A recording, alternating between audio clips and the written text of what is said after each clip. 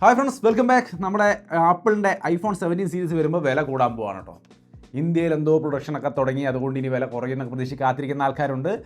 അതൊന്നും ഇല്ലെന്ന് മാത്രമല്ല, കൂടാനാണ് പോകുന്നത്. മാത്രമല്ല, അടുത്ത വർഷം ഐഫോൺ 18 ഉണ്ടാവില്ല എന്നും പറയുന്നുണ്ട്.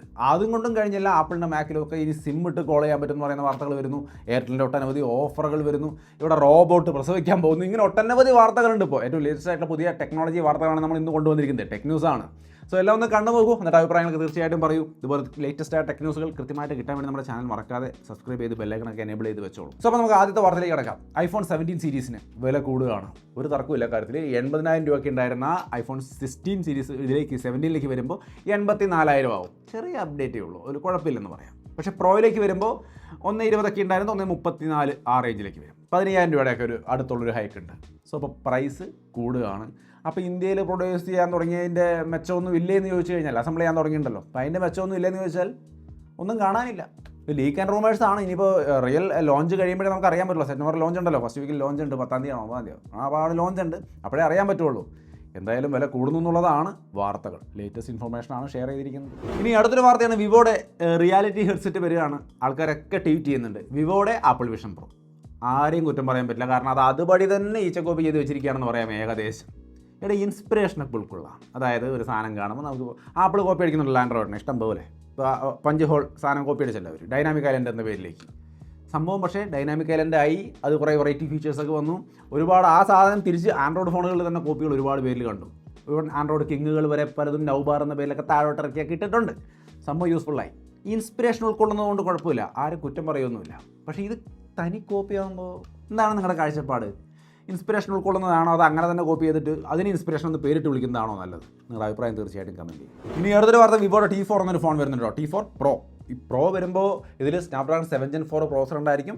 സൂമിങ് ആണ് മെയിനായിട്ട് ഒരു പരസ്യത്തിലൊക്കെ കാണിക്കുന്നത്. അപ്പോൾ ക്യാമറയും കൊള്ളാവുന്ന ഒരു നല്ല പെർഫോമൻസ് ഉള്ള ഫോൺ ആ രീതിയിലായിരിക്കും ഇത് വരുന്നത്. കാരണം ഈ സീരീസ് ടി എന്ന് പറയുന്നത് പെർഫോമൻസിനാണ് പ്രയോറിറ്റി കൊടുക്കാറ്. ഇത്തവണ ക്യാമറയെക്കുറിച്ചും കൂടുതൽ പറയുന്നത് കാണുന്നത്. സോ നല്ല ക്യാമറയും നല്ല പെർഫോമൻസ് ഉള്ളൊരു ഫോൺ ചിലപ്പോൾ കിട്ടിയേക്കാം. T4 Pro. ഇനി റിയൽമിയുടെ P സീരീസ് ലോഞ്ച് ചെയ്യാൻ പോകുന്നത് P4 Pro. ഈ രണ്ട് ഫോണുകൾ നല്ല ഫോണുകളാവാനുള്ള സാധ്യതയുണ്ട്. കാരണം P3 Pro ഒക്കെ അടിപൊളി ഫോണുകളായിരുന്നു. ഈവൻ നമ്മൾ കഴിഞ്ഞ ദിവസം ബെസ്റ്റ് ഫോൺസിൻ്റെ വീഡിയോ ചെയ്തിട്ടുണ്ടായിരുന്നു. Best performing phone, best camera phone, best UI ഉള്ള ഫോൺ, ബെസ്റ്റ് ഓൾറൗണ്ടർ ഫോണൊക്കെ ചെയ്തിട്ടുണ്ടായിരുന്നു. 4 ഫോണുകൾ. അപ്പോൾ അതിൽ ചില നിങ്ങളെന്താ P3 Proയെ വിട്ടുകളഞ്ഞ മിസ്റ്റർ എന്നൊക്കെ ചോദിച്ചിട്ടുള്ള കമൻറ്റുകൾ ഉണ്ടായിരുന്നു.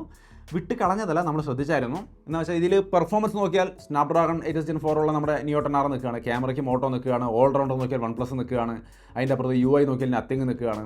ഇതൊക്കെയാണ് ബെസ്റ്റ്. P3 Pro നല്ല ഫോണാണ്, പക്ഷേ ഈ പറഞ്ഞ കാര്യങ്ങളിൽ ഇതിനേക്കാളൊന്നും ബെസ്റ്റ് അല്ല എന്നുള്ളതുകൊണ്ടാണ് നമ്മളത് ആ ലിസ്റ്റിൽ ഉൾപ്പെടുത്താറുണ്ട്. പക്ഷേ റിയൽമിയുടെ ഫോൺ ഇഷ്ടമാണെങ്കിൽ P3 Pro നല്ല ഫോണാണ്, തീർച്ചയായിട്ടും എടുക്കാം, ഒരു കുഴപ്പമില്ല. ഇനി P4 Pro വരുമ്പോൾ അതിൻ്റെ സ്പെക്ക് എന്താണെന്ന് ചോദിച്ചു കഴിഞ്ഞാൽ 50 MB മെയിൻ ക്യാമറ സെറ്റപ്പാണ്, 7 Gen 4 പ്രോസറാണ്, ഹൈപ്പർ വിഷൻ AI ചിപ്പ് വരുന്നുണ്ട്, 7000 mAh battery, 80 watt charging, 144 Hz 4D curve display. ഇത്രയും കാര്യങ്ങളുടെ ഒപ്പം 25,000 രൂപ താഴെയായിരിക്കും ഇതിൻ്റെ പ്രൈസ് എന്നുള്ളത് കേൾക്കുന്നുണ്ട്. P4 ഇത് പ്രോയുടെ കാര്യം, P4 പ്രോയുടെ കാര്യമാണ്. P4ലേക്ക് വന്നു കഴിഞ്ഞാൽ ഡയമസിറ്റി പ്രോസസ് കാര്യങ്ങളൊക്കെ ആയിരിക്കും. 144 Hz ഡിസ്പ്ലേ ഉണ്ട്, 7000 mAh ബാറ്ററിയാണ്. അങ്ങനെ ഏറെക്കുറെ സെയിം ആണെങ്കിലും ചില മാറ്റങ്ങളൊക്കെ വരുത്തിക്കൊണ്ട് P4ഉം വരുന്നുണ്ട്. സോ രണ്ടായാലും റിയൽമിയുടെ ഫോൺ ഇഷ്ടമാണെങ്കിൽ നല്ല പെർഫോമൻസ്, നല്ല വാല്യൂ ഫോർ മണി എന്ന രീതിയിലേക്ക് പരിഗണിക്കാവുന്ന ഒരു ഐറ്റം ആയിരിക്കാനുള്ള സാധ്യതയുണ്ട്. ഇനി അടുത്ത കാര്യം എന്ന് പറഞ്ഞു കഴിഞ്ഞാൽ MacBook Pro. അടുത്തൊരു MacBook ഇറങ്ങുമ്പോൾ അതിൽ സിം ഇടാൻ പറ്റും. 5G നെറ്റ്വർക്ക് കണക്ടിവിറ്റി ഒരു മാക് ഇറങ്ങുമെന്നുള്ള വാർത്ത വരുന്നുണ്ട്. അടുത്ത മാക് ഇറങ്ങുന്നത് തന്നെ അങ്ങനെ വരുന്നല്ല, അവരങ്ങനെ ടെസ്റ്റുകൾ നടത്തുന്നതായിട്ടാണ് ലീക്സ് ആൻഡ് റൂമേഴ്സ് ഒക്കെ വരുന്നത്. സോ താമസിയാതെ ഇങ്ങനൊരു മാക്ക് വന്നേക്കാം. ഇനി സിം ഫോണിൽ നിന്നൊന്നും കോൾ ചെയ്യേണ്ട, അത്യാവശ്യം വർക്ക് ചെയ്തുകൊണ്ടിരിക്കുന്നുണ്ടെങ്കിൽ കോൾ അവിടെ നിന്ന് തന്നെ മാക്കിൽ നിന്ന് തന്നെ ചെയ്യാം. അതിന് നെറ്റ്വർക്കും വൈഫൈ ഒരു കണക്ഷനും വേണ്ട, സിം ഇട്ട് കോൾ ചെയ്യാൻ പറ്റുന്ന മാക്ക് കമ്പ്യൂട്ടർ. ഇതെന്തായാലും ആപ്പിളിനെ സംബന്ധിച്ച് ഒരു അടിപൊളി അപ്ഡേറ്റ് ആവാനുള്ള സാധ്യതയുണ്ട്. ഇനി അടുത്തൊരു കാര്യം, ബിഗ് ബില്യൺ ഡേ വരികയാണെന്ന് നമുക്കറിയാം. അതായത് ഫോണുകൾ വാങ്ങാൻ വരട്ടെ എന്നുള്ള എൻ്റെ ആ പരിപാടി ഞാൻ ഇവിടെ പറയാതിരിക്കുന്നത് ശരിയല്ല. കാരണം ഒരുപാട് ഓഫറുകൾ, അടിപൊളി ഓഫറുകളാണ് ഇവിടെ വരാൻ പോകുന്നത്. അതുകൊണ്ട് തന്നെ ഫോണുകൾ വാങ്ങാൻ വരട്ടെ എന്ന് തന്നെയേ പറയാൻ പറ്റുള്ളൂ. അടുത്ത മാസം അവസാനം കൂടിയല്ല, കഴിഞ്ഞ വർഷം അവസാനമാണ്. ഈ മാസം ഈ സെപ്റ്റംബറിൽ പകുതിയോടുകൂടി ഒരു 10, 11, 12 ഡേറ്റിൻ്റെ ഇടയ്ക്ക് തന്നെ ഇത് സ്റ്റാർട്ട് ചെയ്യുമെന്നാണ് കേൾക്കുന്നത്. സോ ഫോണുകൾ വാങ്ങാൻ വരട്ടെ, വെയിറ്റ് ചെയ്യുക. കിടിലൻ ഓഫറുകളാണ്. ഇനിയിപ്പോൾ ഫോൺ വാങ്ങും എന്നാണെങ്കിൽ വാങ്ങിക്കാം, കുഴപ്പമൊന്നുമില്ല. അത് കഴിഞ്ഞ് ഇതിൻ്റെ ഓഫർ കാണുമ്പോൾ വിഷമിക്കേണ്ടി വരും. ഡേറ്റ് മറക്കല്ലേ, ഈ മാസമല്ല അടുത്ത മാസമാണ്. അടുത്ത മാസം അതായത് സെപ്റ്റംബർ പകുതിയോട് കൂടിയിട്ടാണ് ഈ ബിഗ് ബില്യൺ ഡേ സ്റ്റാർട്ട് ചെയ്യാൻ പോകുന്നത്. ഇനി അടുത്തൊരു കാര്യം, iPhone 16e അതായത് നമ്മുടെ കയ്യിൽ ഇരിക്കുന്നുണ്ട്. നല്ല ഐറ്റമാണ്, കുഴപ്പമൊന്നുമില്ല, വേറെ കംപ്ലൈൻ്റ് ഒന്നുമില്ല, നൈസായിട്ട് വർക്ക് ചെയ്യുന്നുണ്ട്. ബീറ്റാ വെർഷൻ കിട്ടുമ്പോൾ ഞാൻ നൈസായിട്ട് ഉപയോഗിച്ചുകൊണ്ടിരിക്കുന്നു. ഇവിടെ ടേബിളിൽ ഇരിക്കുകയാണ്. ഇതിൽ വിഷയം എന്താണെന്ന് വെച്ച് കഴിഞ്ഞാൽ അടുത്ത വർഷം വരുമ്പോൾ ഒരു അപ്ഗ്രേഡ് വരുന്നുണ്ട്. ഈ നോച്ച് മാറ്റി ഡൈനാമിക് ഐലൻഡ് ആക്കും, അതായത് iPhone 17e. അപ്പോൾ ഒരു വലിയ അപ്ഗ്രേഡ് ആയില്ലേ. പിന്നെ A19 പ്രോസർ ഉണ്ടായിരിക്കും. ഇതേപോലത്തെ 60 Hz ഡിസ്പ്ലേ തന്നെയാണ്, വേറെ കാര്യമായ മാറ്റങ്ങളൊന്നുമില്ല. അപ്പോൾ ഡൈനാമിക് ഐലൻഡ് വെച്ചാൽ ഐഫോൺ 17e ആയി, ഈ നോച്ച് ആകുമ്പോൾ 16e ആയി. ഇതാണ് മാറ്റം പറഞ്ഞു കേൾക്കുന്നത്. എന്നാലും 60,000 റേഞ്ചിൽ ഞങ്ങൾക്കൊരു ഫോൺ വേണം, അത് ഏറ്റവും ലേറ്റസ്റ്റ് പുതിയത് തന്നെ എടുക്കുള്ളൂ എന്നുള്ളവരാണെങ്കിൽ, അതായത് ആ ഒരു ബഡ്ജറ്റിൽ നോക്കുന്നവരാണെങ്കിൽ 17e വരുമ്പോൾ ഡൈനാമിക് ഐലൻഡിലേക്കുള്ള 17e എടുക്കാം. ഇനി അടുത്തൊരു കാര്യം, റോബോട്ട് പ്രഗ്നൻ്റ് ആവാൻ തയ്യാറാകുന്നു എന്നുള്ളതാണ്. അതായത് ഇനി മനുഷ്യന്മാർ, അതായത് സ്ത്രീകൾ പ്രസവിക്കാൻ പോകേണ്ട ആവശ്യമില്ല. ഈ റോബോട്ടിൻ്റെ വയറ്റിലേക്ക് വെച്ച് കൊടുത്തു കഴിഞ്ഞാൽ അത് വയർ വലുതാവും, അതായത് കുഞ്ഞായി ആ വയറിനകത്ത് കിടന്ന് വലുതാവും, എന്നിട്ട് ആ റോബോട്ട് പ്രസവിച്ചോളും എന്നുള്ള രീതിയിലുള്ള വാർത്തകളാണ് വരുന്നത്. ചൈനയിൽ നിന്നുമാണ് വാർത്ത. 2026 കൂടി ഇത് നടപടിയാവുമെന്നാണ് കേൾക്കുന്നത്. ഇതൊരു നല്ല കാര്യമാണ്. ഞാനങ്ങനെ ഒരു ഇതൊന്നുമല്ല. നിങ്ങളുടെ കാഴ്ചപ്പാട് എന്താണെന്ന് തീർച്ചയായിട്ടും പറയാം. കാരണം ഒരു പ്രസവം എന്ന് പറയുമ്പോൾ ആ ഒരു നേരത്ത് ഒരു സ്ത്രീ അനുഭവിക്കുന്ന വേദന മാത്രമല്ല, അതിനെ തുടർന്ന് പിന്നീട് പല അസുഖങ്ങളും ഇവർക്ക് ഉണ്ടാവാറുണ്ട്. തണ്ടല വേദനയോ അങ്ങനെ ഇങ്ങനെയൊക്കെ പറഞ്ഞ പലതരത്തിലുള്ള അസുഖങ്ങൾ. അത് നിങ്ങളുടെ വീട്ടിൽ സ്ത്രീകളുണ്ടെങ്കിൽ ചോദിച്ചാൽ അറിയാം. ആ പ്രസവിക്കുമ്പോഴുള്ള വേദന മാത്രമല്ല, ഇപ്പോഴും അതിൻ്റെ അനന്തരഫലമായിട്ടുള്ള പല വേദനകളും അവർ തുടർന്ന് അനുഭവിക്കുന്നുണ്ടാവും. സോ ഈ ഒരു സംവിധാനം വരികയാണെങ്കിൽ നല്ലതാണ്. ആ ഒരു പരിപാടി ആ റോബോട്ട് ചെയ്തോളൂ എന്നുള്ളത്. പക്ഷേ 2026 വരുമ്പോൾ 12 ലക്ഷം രൂപയൊക്കെ ചിലവ് വരും എന്നുള്ള വാർത്തയൊക്കെ കേൾക്കുന്നുണ്ട്. എന്തായാലും ഇങ്ങനൊരു സംവിധാനം വരുന്നുണ്ട് എന്നുള്ളത് അറിഞ്ഞിരിക്കുക. നിങ്ങളുടെ അഭിപ്രായങ്ങൾ തീർച്ചയായിട്ടും കമൻറ്റായി ഷെയർ ചെയ്യുക. എന്താണ് നിങ്ങളതിനെക്കുറിച്ച് നോക്കിക്കാണുന്നത്? അങ്ങനെ പറയാൻ കാരണം വേറെ ഒന്നുമല്ല. ഇതിപ്പോൾ റോബോട്ട് ചെയ്യുമെന്ന് പറയുമ്പോൾ ഇതിൽ എന്തൊക്കെ എറർ വരും, ഭാവി എന്തായിരിക്കും, അങ്ങനെ വരുന്ന കുഞ്ഞിന് എന്തെങ്കിലും പ്രത്യേകത വരുമോ? കാരണം ഒരു ഹ്യൂമൻ ബോഡിയിലല്ല, ഇതൊരു ആർട്ടിഫിഷ്യലായിട്ട് സെറ്റ് ചെയ്തിരിക്കുന്ന ബോഡിയിലാണ് ഈ കുഞ്ഞ് വളരാൻ പോകുന്നത്. അപ്പോൾ അതിൻ്റെ കാര്യങ്ങൾ എങ്ങനെ വരും എന്നുള്ളതിനെക്കുറിച്ചുള്ള ആശങ്കകൾ തീർച്ചയായിട്ടും നമുക്കുണ്ടാവും. എനിക്കൊരു ഐഡിയ ഇല്ല. എന്തായാലും വാർത്തകൾ ഇപ്പോൾ 1-2 മാധ്യമങ്ങളിൽ ഞാൻ കണ്ടു. അപ്പോൾ അത് നിങ്ങളോട് ഷെയർ ചെയ്തേ ഉള്ളൂ. നിങ്ങളുടെ കാഴ്ചപ്പാട് തീർച്ചയായിട്ടും ഷെയർ ചെയ്യുക. ഇനി പിക്സൽ 10 സീരീസ് ലോഞ്ച് ചെയ്യാൻ പോകണമെന്ന് അറിയാലോ. നാളെ മറ്റന്നാളൊക്കെ ആയിട്ട് നമുക്ക് ഈ സാധനം കാണാൻ പറ്റും. അപ്പോൾ നാളെ 20-ാം തീയതിയാണ് ഡേറ്റ് പറഞ്ഞിരിക്കുന്നത്. അപ്പോൾ ഈ ലോഞ്ചിൽ ഇവർ പറയുന്നത് ഇത് ഫോൺ യൂസേജിൻ്റെ രീതി തന്നെ കംപ്ലീറ്റ് ആയിട്ട് അങ്ങ് മാറ്റുമെന്നാണ്. ഭയങ്കര സംഭവമാണെന്ന് പറഞ്ഞിട്ടാണ് വരുന്നത്. വരട്ടെ, എന്നിട്ട് പറയാം. കാരണം കൂടുതൽ അങ്ങോട്ട് പറയാൻ പറ്റില്ല ഇവരുടെ ഫോണിൻ്റെ കാര്യം.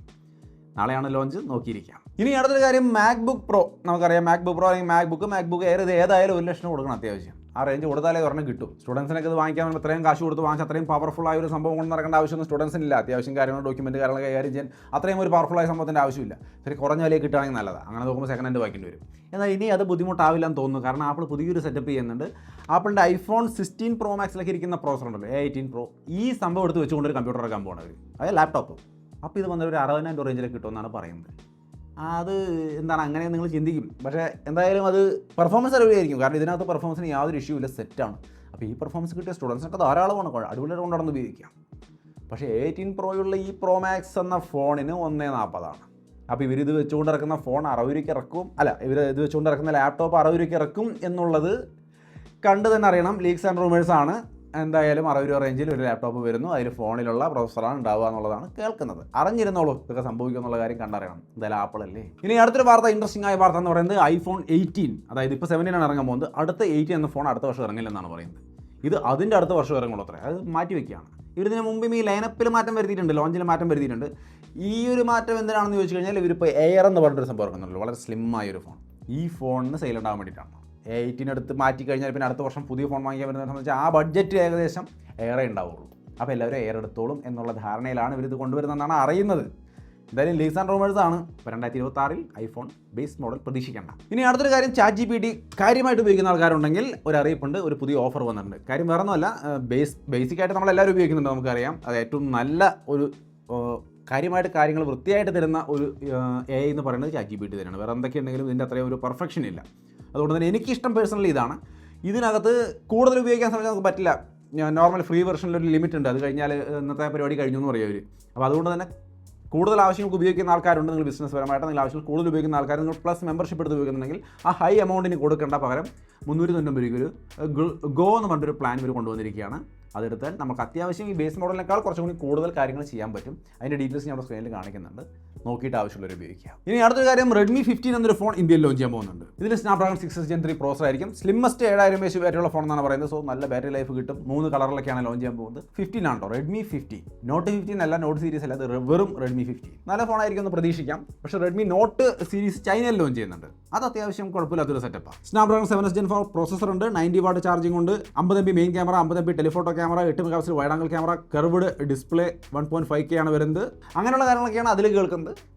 ഇവരുടെ Redmi Note സീരീസ് ഇപ്പോൾ വാല്യൂ ഫോർ മണി അല്ലാതായി. അവർ ഓഫ്ലൈനിലും കൂടി ഫോക്കസ് ചെയ്യുന്നതുകൊണ്ട് ഒരു വാല്യൂ ഫോർ മണി ഫോൺ എന്ന രീതിയിൽ ഇതിനെ കാണാൻ പറ്റില്ല. ഇപ്പോൾ വിവോയുടെ ഫോണുകളൊക്കെ ഇറങ്ങുന്ന പോലെ ഇതിനെയും കാണാൻ പറ്റും എന്നുള്ളൊരു അവസ്ഥയാണ് ഇപ്പോൾ നിലനിൽക്കുന്നത്. അത് അവരുടെ സ്ട്രാറ്റജി എന്തെങ്കിലുമൊക്കെ ആവട്ടെ. അവരിപ്പോൾ ഓൺലൈൻ കോമ്പറ്റീഷനിൽ പോക്കോയാണല്ലോ പിടിച്ചിരിക്കുന്നത്, ഷവമി പോക്കോയാണ്. അപ്പോൾ ഇത് ഓഫ്ലൈൻ മാർക്കറ്റിലേക്ക് കൊണ്ടുവന്നിരിക്കുകയാണ്. കുഴപ്പമില്ല. എന്തായാലും ഈ മാസം ഉണ്ടാവില്ല.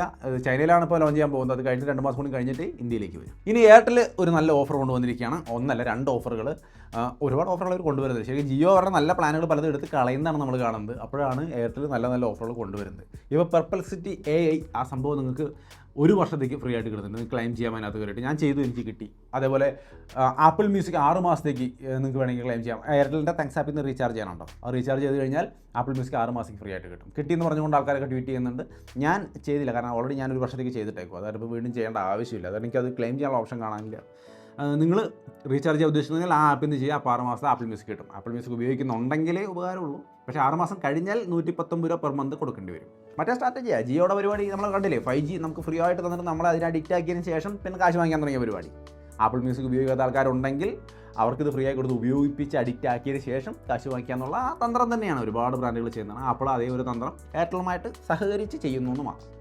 എയർടെൽ യൂസേഴ്സിനും തീർച്ചയായിട്ടും ഉപകാരപ്രദമാണ്, ലാഭമാണ്, ഉപയോഗിക്കാം. സോ അത്രയുമാണ് പ്രധാനപ്പെട്ട കുറച്ച് ടെക്നോളജി വാർത്തകൾ. ഇനി 2-3 കാര്യങ്ങൾ. ഹിമാൻഷു നമുക്കറിയാം പോക്കോയുടെ തലപ്പത്തിരുന്ന ആളാണ്. പോക്കോ ഏറ്റവും നല്ല വാല്യൂ ഫോർ മണി ഫോണുകൾ തരുന്ന ബ്രാൻഡാണ്.